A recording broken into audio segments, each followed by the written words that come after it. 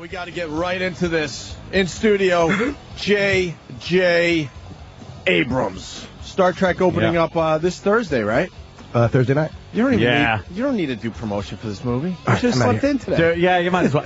The Buzz giant on Star Trek. Oh, really? Amazing. Yeah. Have you noticed? You noticed that? I saw a couple of billboards on my way in. I see a couple of commercials. No, I'm terrified. Really? I think the trailer actually was viewed 10, 20 times. Yeah, my friend sent me a card. He said, "I hope your movie makes $1 million." Like, $1 million. That's horrible. Yeah, that doesn't pay for much as far as movies go. Now, when you went into this project, were you thinking like, all right, Star Trek is kind of this, holy grail, kind of a don't fuck with it thing? No, because I was never a fan, so I went into it feeling like, I can do whatever I want. Well, I thought, I'd love to do a version or help produce a version that got me excited. Because for some reason, I always felt like friends of mine, like smart friends of mine and their older brothers, they loved it. And I was always like, I didn't get it. And Something missing. Yeah, and then I wasn't going to direct it at first, but then when I read the script, I was like, okay, this has too much of the stuff I love if I don't do it. I'm an idiot.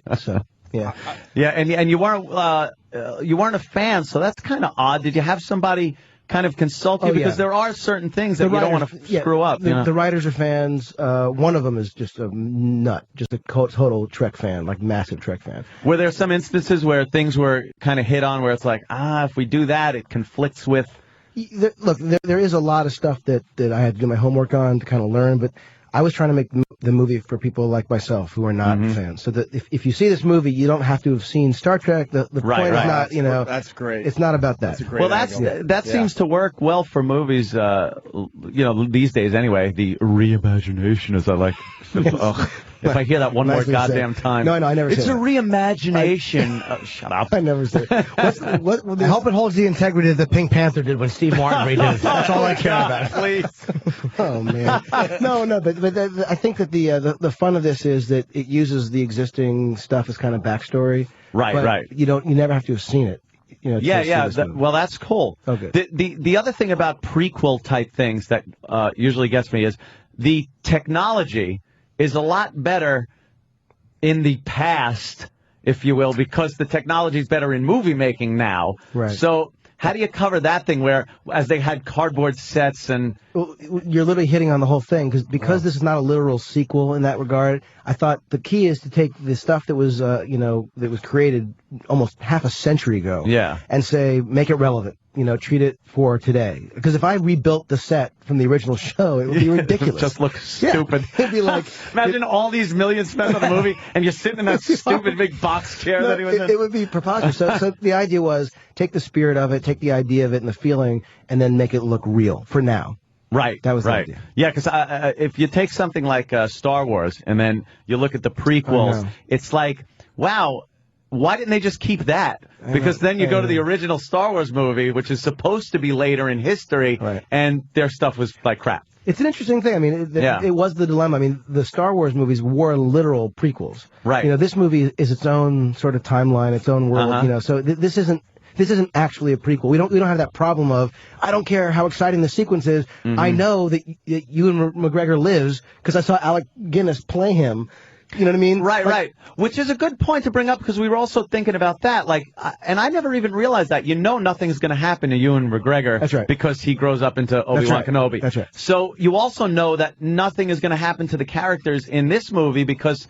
But that's not true, because this is a totally separate timeline. This movie is its own thing that acknowledges the... Oh, wait a minute. That's right. Okay, That's right. thinking... Uh-oh. Are we talking Back to the Future rules? Are we reimagining something? Is this a reimagination? Are we currently reimagining? Is this a Biff Tannen goes back and fucks up the timeline? In fact, that's a very different way to look at it, because that's a typical thing where you think, if you get rid of something back there, it'll erase the thing. But this has a sort of, parallel string theory timeline. This is... Okay. So, string theory. That is cool, then. And we're back. Wait. Very good. You lost me. Now you ruined the movie for me.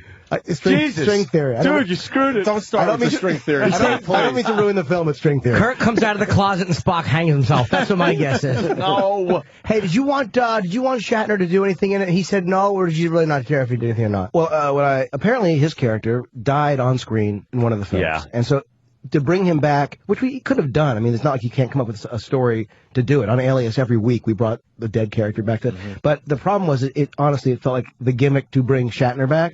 And he was interested in being in the film, but the truth is that he didn't want to do a cameo. I want to be the captain of the Enterprise again. Good. No, Bill, could you just play a cameo kind of at the... No. I'm the captain of the Enterprise. All or nothing. Well, he's actually, he's such a funny guy. I think he's been sort of using this parodied too. It's like luster, you know what I mean? Why showmanship. Yeah, a big deal of it. I don't think he really. Why haven't you guys been able to figure out how to bring back some of these, like a William Shatner, or it happened with the Batman movies? What is it? It just takes you out of the new version of the movie. Oh, well, you know what I mean. Well, Leonard Nimoy is in this movie, and he's in it, and he plays Spock. He plays the same character. He plays Spock. You're very good at that. Spock. Were you a big fan? Yeah, I watched all of them. Oh, yeah. That's slightly eerie what you did. Yeah, I watched all of them. Too bad you didn't do it a year and a half ago. Maybe you would have put some movie. Yeah, right, sure. We were casting. The casting. Also, I want to talk about the casting there. Was it difficult? Because, even though, like you said, you didn't see it, a lot of people very familiar with the Kirk character and his idiosyncrasies, his sexual, I'll screw anything that moves kind of a thing. Well, as far as casting goes, did that come into play, that you wanted someone that was a little early Shatner-esque? Well, we didn't want someone who was Shatner-esque, but we wanted someone who had the same kind of, that he had to be, he had to be cocky, he had to macho, be he had to be, fast, and he has to be really smart. But the key for me was funny, because Shatner's funny. Yeah. And he brought that in his performance, and I feel like, the luck we had with this cast is amazing. Everyone is funny. In this, every single person is funny. Even Eric Bana, who used to do stand-up, he's the bad guy. He's funny. He was in Australia. He was a huge stand-up but he played Chopper. I just can't picture him doing stand-up comedy. Isn't that funny? Yeah. Before Chopper, he did stand-up. Yeah, that was his thing in Australia. Big stand-up comedian on TV. And so now it's like, we have this cast. So the whole making of the movie was fun, because the cast was really fun. And the special effects look amazing. The ships and everything, because that's part of Star Trek that everybody, I think that's half of why you go. Is the characters and story, but then you want to see the ships, and the visual effects are unbelievable. ILM, which is George Lucas's company, actually. Is he good at that? I've never seen anything he's done. But they're amazing. I mean, they just blew my mind. Yeah. Because the ship, I guess, would be the Enterprise at that point in time. Yeah. Just looks amazing. Are we going to get into a lot of battle shots and things like that as far as the space battles? The movie, Star Trek always, and I know you were a fan, so I apologize, but Star Trek always felt very talky. It was always promising action that they didn't have the resources to deliver. It was like, you know what I mean? I always felt like it was a discussion about what might, which by the way, I get, and that's a good thing, because it means that, you got to be creative. I think it was kind of economics back then, too. That's what I'm saying. It cost a lot of money to show a phaser. No, they didn't have the resources to do it. And so, but I understand, like, when you have limited budget, you actually are forced to be more creative. So that's why people, I think, love the show. So I didn't want the show, our movie, to be brainless. I didn't want it to be some stupid, all action movie. But what I loved about the script is there was an opportunity to do huge, crazy, fun action, and then great characters. And to me, that's the description of my favorite movies of all time, During Lost, I saw the little trailer they played where Kirk is running away from that creature, and then a bigger creature comes out and nails him. And his expressions are very funny. Like, he's not talking, he's just kind of like, oh my God. And the way he looks back and goes, I'm the smaller fish here. Yeah, he's amazing. Say, that was great. Chris Pine is unbelievable, and that sequence on this sort of snow planet was fun to do, because it was almost like a Dr. Seuss kind of thing, because it was like it was ridiculous, then more ridiculous. It got more ridiculous. Exactly, It looks fantastic. Oh, thanks, I couldn't be happier that another in the whole line of Star Trek is coming out, and this one just looks amazing. Oh, right on. Want to talk a little bit about Lost too, because I hear you were involved with that. It came and went, didn't it? That was a fad. I was involved, and the truth is that I left on it day-to-day in the first season to go and do Mission Impossible 3. Really kind of tells you're doing well when you leave Lost. Because, goddamn. Do something else. Can you imagine? Well, honestly, that's kind of what happened. We had this show. It was this, amazing thing to do, and all of a sudden, Tom Cruise said, "You want to go direct Mission Impossible 3?" I was like, "Goodbye." Yeah. No, I'm kidding. I'm leaving. Screw you all. No, but Hope you die on this island. But it was like my life's dream was to direct a movie. This opportunity came up, and Damon Lindelof, with whom I created Lost, stayed on the show, and he's been there with Carlton Cuse, another writer, and they've been running that show since the first season. It'll be the 6th season next year. Amazing. I just want to jump. Did you know at the time you guys created a monster with Lost? Well, we knew it was something special because it just felt like this is insane that they're letting us do this. Like, we could not believe they were letting us make this. I'm convinced that whoever let you thought it was going to be Gilligan's Island 2006, 7, whatever it was, because when I watched that pilot episode and just knowing what I knew, and I knew nothing about it, I was like, wow, this looks great, it's cool, but what's going to happen? We're going to have to just deal with these people on islands with, like, the Harlem Globetrotters land on the island once in a while, or some Russian spy or something. And then it got weird, and before you knew it, you're just talking about it with your stupid phone screener every week, and you can't miss an episode. It's do you now that you said you're not really involved in it? Do you still keep tabs on it? Do you watch it? Are you of a course. fan? Yeah. But now I feel like I'm like the audience, and even though I know what you can make a phone call and go, come on, what happens? They don't need me. I mean, honestly, the work that they do blows my mind. I think they're amazing. Why does every character have father issues? My girlfriend actually noticed that. Yeah. I guess that's a purposeful thing. There's no answer for that at this point. Well, I mean, it's part of the when we first started the show, it just seemed to be. If you actually look at a lot of the stuff that Damon, the writer, and I have worked on in the past, that's always kind of been this weird theme. But they've really pushed that, and again, I mean, they've got sort of reasons for why they're doing what they're doing. So. I have an off-the-subject question. I loved Cloverfield. Oh, thanks, man. Loved it. Thank you. A lot of people got nauseous watching it because of the camera work, but I thought it was fucking great. Oh, thanks. And then it was like kind of like seemed like it was set up for a sequel. Would you possibly consider that? Because I thought it was really definitely worth doing a sequel. Thank you so much. We're playing with an idea I think that's pretty fun. That it's not in production yet or anything, but we're playing with an idea that I think could be a cool... A musical? Cool sequel. That would be really fun. It's Ethel Merman attacking New York. Interesting and everything.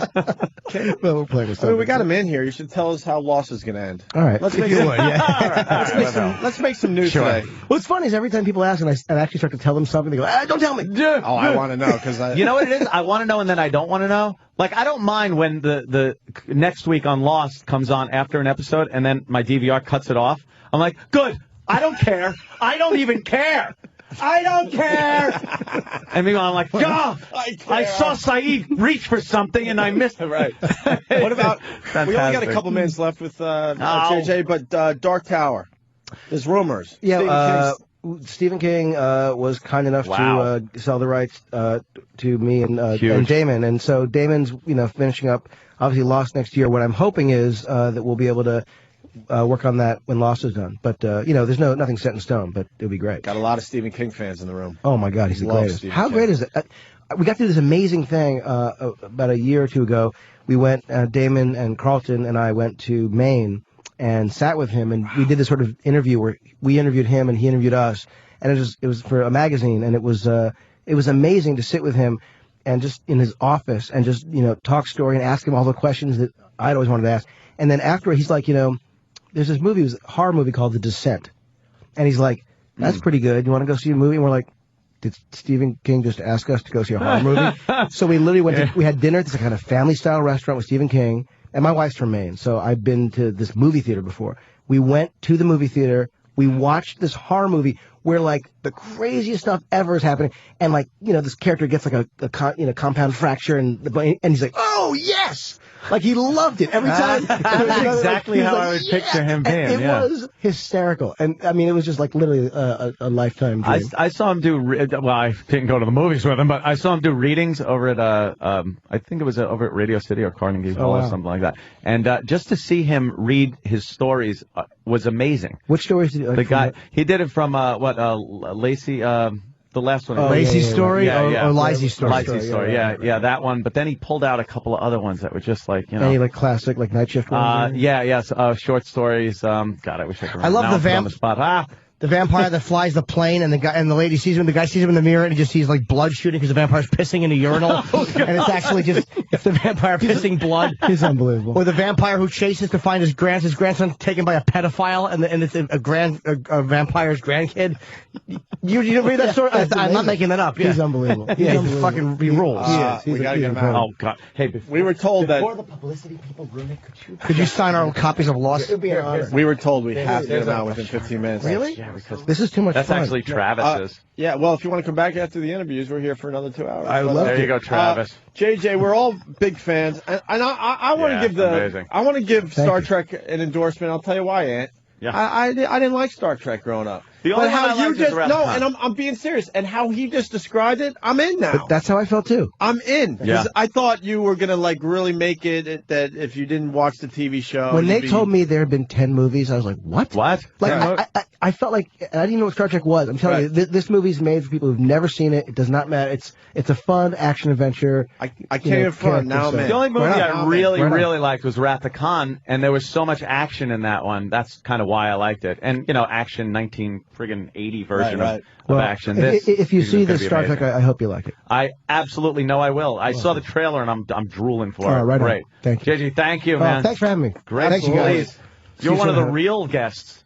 We get fake guests all the time. Let's stay Take here this C-lister, and we promise you a Z-lister. Meaning, yeah. Oh, yes. All right, pictures being taken. All right, a quick break. We can do that. All right. Star Trek opens in theaters this Thursday, of course. J.J. Abrams, everyone.